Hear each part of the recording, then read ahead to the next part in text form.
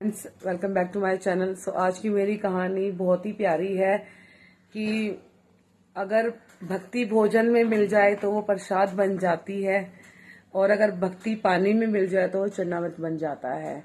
सो ये कहानी एक साधु बाबा की है, जिनकी कुटिया के सामने एक दूसरी कुटिया थी। दो कुटिया आमने सामने थी। तो पहली कुटिया में जो बाबा रहते थे वो दिन रात राम जी का नाम लेते रहते थे, राम जी का नाम जप करते रहते थे, ढोलक पे कीर्तन करते थे, खूब मतलब माहौल सा बना के रखते थे अपनी कुटिया में भगवान जी का।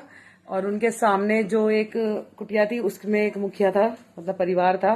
परिवार का जो मुखिया था वो उनके इस कीर्तन से बहुत ही ज्यादा परेशान हो चुका था। उसको मतलब ये था कि क्यों बाबा पूरे दिन शोर मचाते रहते हैं, क्यों बाबा मतलब इतना मतलब ढोल बजाते रहते हैं, पूरे दिन ही वो राम राम राम राम करते रहते हैं। सो एक दिन उसे गुस्सा आया और वो बाबा जी की कुटिया में जा पहुंचा। बाबा, क्यों शोर मचाते रहते हो? क्या पूरे दिन तुम ढोलक बजाते रहते हो? आपको पता है मैं काम नहीं कर पाता, मैं काम से लौट कर आता हूँ, मैं आराम भी नहीं कर पाता, मैं घर में भी कुछ काम नहीं कर पाता आपके इस शोर शराबे की वजह से। क्या करते हैं आपके राम जी? ऐसे बोला वो मुखिया कुटिया में जो रहता था बाबा की कुटिया के सामने।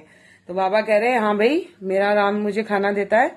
कह रहा, आपको आपका राम जी खाना देता होगा, लेकिन मुझे काम करना पड़ता है, मुझे राम जी खाना नहीं देते यहाँ के। तो इसी बात को लेकर उन दोनों में बहुत ज्यादा बहस हो गई, बाबा में और उसमें मुखिया में। तो उन्होंने बोला, चलो ठीक है, ऐसी बात है तो देखते हैं कि आपके राम जी मुझे खाना देते हैं नहीं देते हैं। कह रहे ठीक है जी, देख लेते हैं। अब उसने ले लिया प्रण। अब उसको यह था कि मैं खाना नहीं खाऊंगा, अब तो राम जी मुझे भोजन कराएंगे तभी मैं भोजन करूंगा, अदरवाइज मैं भोजन नहीं करूंगा। तो उसने ऐसा विचार बना के वो जंगल में चला गया, और जंगल में बस किसी पेड़ के ऊपर जाके बैठ गया कि कोई मुझे आके खाना ना खिला पाए। घर पे रहता तो उसकी बीवी, उसकी माँ उसे जबरदस्ती खाना खिला देती, और उसने प्रण लिया है कि आज वो भोजन करेगा ही नहीं, राम जी ही आएंगे तो ही वो भोजन करेगा।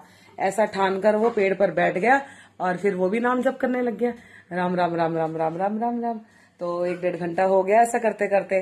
अब देखता है क्या, थोड़ी देर बाद वो तो पेड़ के ऊपर बैठा था, तो एक कुछ व्यापारियों का जो एक समूह है वो आया, और पेड़ अच्छा हरा भरा था, तो उन्होंने सोचा कि हम यहीं बैठ के विश्राम करते हैं, यहीं अपना भोजन वोजन बनाते हैं और खाते हैं।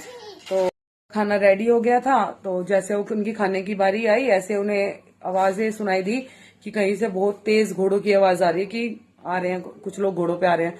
तो उन्हें लगा कि भाई डाकू वाकू आ रहे हैं, और उनके पास पैसा बहुत सारा था। तो भैया वो तो अपना खाना पीना सब छोड़ छाड़ के भाग गए। तो अब आए डाकू। अब डाकुओं ने देखा, भैया यहाँ तो पूरी व्यवस्था हुई पड़ी है खाने की। तो उनमें से एक बोला कि सरकार, हमें लग रहा है किसी ने हमें जान से मारने के लिए ये खाना बनाया हुआ है, और खाना बनाने वाला भी आसपास ही होगा। तो उन्होंने देखा भाई ऐसे इधर उधर कि कोई है या नहीं है। तो एक की नजर पड़ गई कि मालिक देखो, वो बैठा एक पेड़ पे राम राम राम राम कह रहा है, जरूर उसी ने खाना बनाया, और हमें देखकर ऊपर चढ़ गया है। तो वो उसको उतारा, आ भाई नीचे आ। आया नीचे तो उससे बोला, हाँ भाई, ये खाना तूने बनाया है? नुका नहीं जी, मैंने नहीं बनाया। न किसने बनाया? नुका जी, मुझे नहीं पता किसने बनाया। तो उसने ये भी नहीं बताया, व्यापारियों ने बनाया। तो ऐसे बोल दिया। तो अब डाकू उसके पीछे लग गए कि भाई अब तुझे ये खाना खाना पड़ेगा, अब हमें ये चेक करना है इसमें जहर है या नहीं है। तो उसने बोला, नहीं जी मैं नहीं खा सकता। वो कहे, तुझे ही खाना पड़ेगा। वो बहुत जिद करी उसने, मैं नहीं खाऊंगा मैं नहीं खाऊंगा। लेकिन उन्होंने बोला, खाना तो तुझे खाना ही पड़ेगा, जब तक खाना नहीं खाएगा तब तक तेरे लठ मारते रहेंगे। तो भैया डाकुओं ने जैसे एक आधा उसको लठ मारा, उसने खाना शुरू करा और हंसा, मुस्कुराया कि राम जी ने सच में मुझे भोजन करा ही दिया।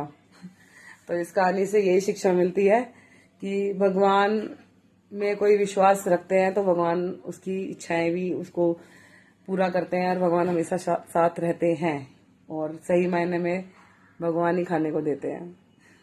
Thank you so much.